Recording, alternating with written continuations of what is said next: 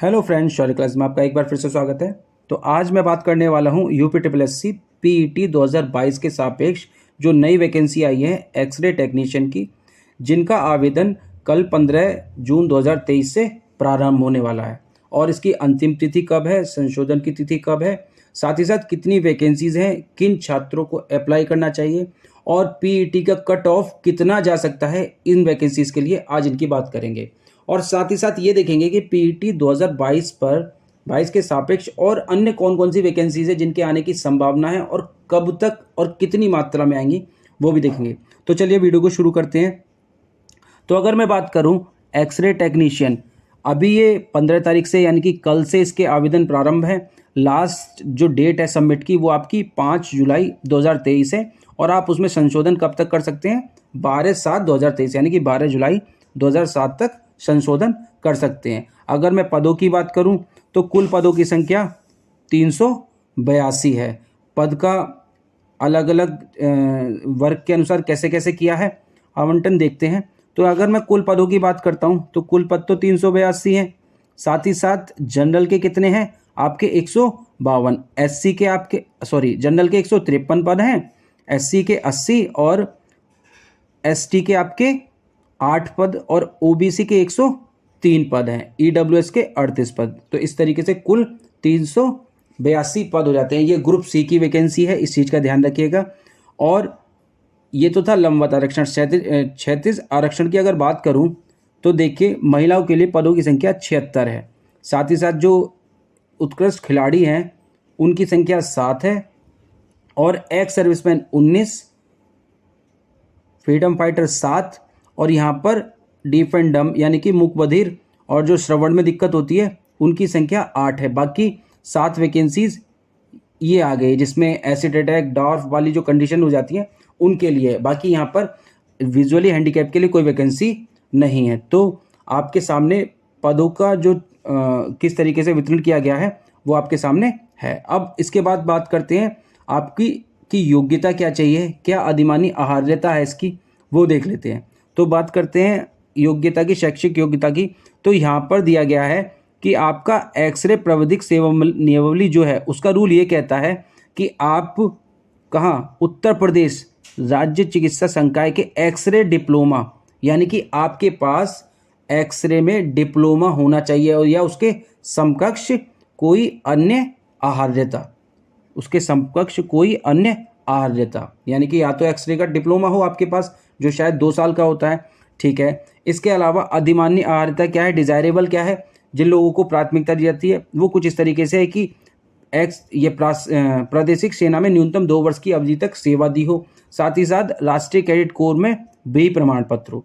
तो इनको क्या है, प्राथमिकता दी जाती है जिन छात्रों के पास ये सर्टिफिकेट होते हैं या उनके पास ये सेवा उपलब्ध होती है। आयु यूपीएससी के अनुसार वही 18 वर्ष से 40 वर्ष की आयु सीमा है।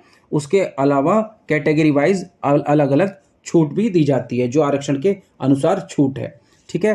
अब इसके बाद बात करते हैं कि क्या प्रोसेस है। इसके प्रोसेस में देखिए 2 तरीके से आप आवेदन कर सकते हैं।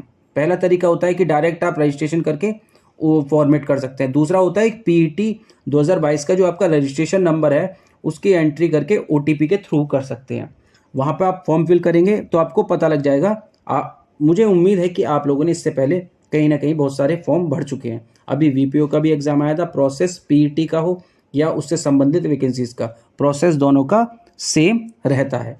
अब यहाँ पर बात है कि कितने छात्र बुलाए जाएंगे, तो आप इस लाइन को ध्यान से पढ़िए।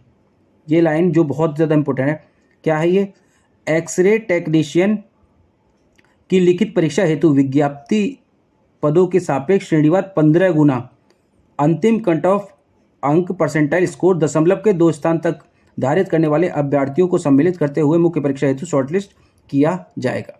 तो आपका मेन बिंदु ये है कि किन लोगों को, पीईटी के किन छात्रों को इसमें अप्लाई करना चाहिए। तो मेरा तो अपना व्यक्तिगत अनुमान ये है कि जिनके पास भी ये सर्टिफिकेट है और उनका चाहे 1 मार्क्स है, चाहे 10 मार्क्स है या 50 मार्क्स है, जितने भी मार्क्स हैं वो इस फॉर्म को ज़रूर अप्लाई करें, क्योंकि ये सर्टिफिकेट या ये डिप्लोमा हर किसी के पास नहीं होता है। तो यानी कि ये बहुत अच्छी अपॉर्चुनिटी है जिन छात्रों के पास है वो इस वहम में ना रहे कि हमारे मार्क्स कम हैं, ये है 15 गुना बच्चे बुलाए जाएंगे तो 382 पर लगभग 15 गुना के हिसाब से 6,000 बच्चे होंगे। ऐसा कुछ नहीं है, इस चीज़ को दिमाग से निकाल दीजिए, क्योंकि आयोग अभी तक इससे पहले की जितनी वैकेंसीज़ है उनमें भी कहीं ना कहीं 30 गुना छात्रों को बुलाता रहा है और यहाँ भी 30 गुना बुलाएगा, जो कि मुझे लगता नहीं है कि उनको मिल भी पाएंगे। मिल जाते हैं तो बहुत अच्छी बात है, अदरवाइज़ मुझे नहीं लगता कि यह आयोग को इतने बच्चे 30 गुना बच्चे मिल पाएंगे। तो ये तो था इसकी डिटेल। इसके अलावा अगर मैं बात करता हूँ वैकेंसीज़ में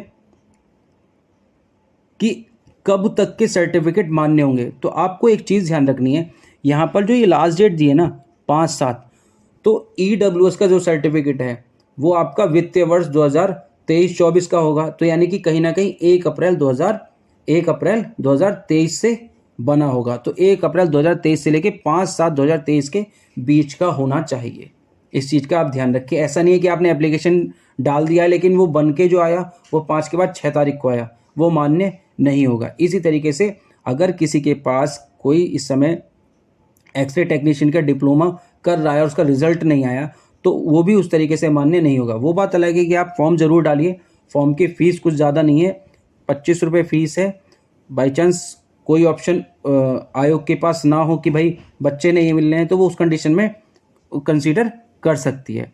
तो ये था आपकी जो नई वैकेंसी है उसके बारे में। अब आगामी जो वैकेंसीज़ है उसकी बात करें तो बहुत सी ऐसी वैकेंसीज़ है। अभी BPO की वैकेंसी आई थी ग्राम पंचायत अधिकारी की, उस पर भी कोर्ट में केस पहुंच गया था कि OBC का जो आरक्षण है वो नियमानुसार नहीं है। तो उसमें कोर्ट द्वारा बतसल्ली पूर्वक एक बहुत अच्छी बात कही गई कि पदों की संख्या, यानी कि पद, और उन्होंने वैकेंसी और पोस्ट को क्लेरिफाई किया कि वैकेंसी अलग चीज़ है, पोस्ट अलग चीज़ है।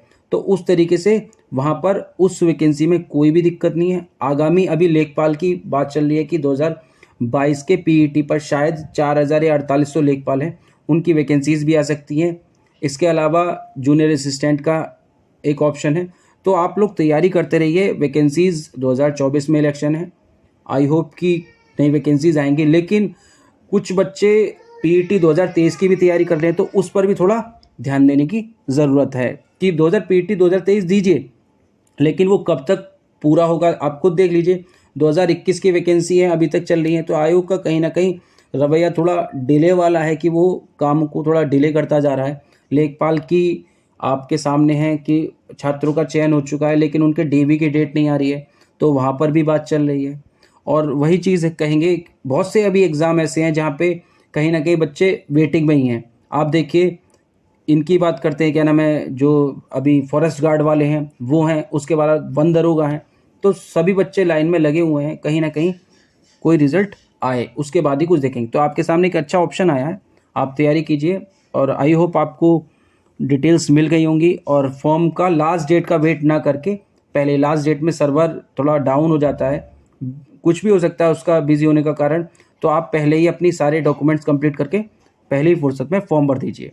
आई होप वीडियो आपको अच्छा लगा होगा। आज के लिए इतना ही, थैंक यू।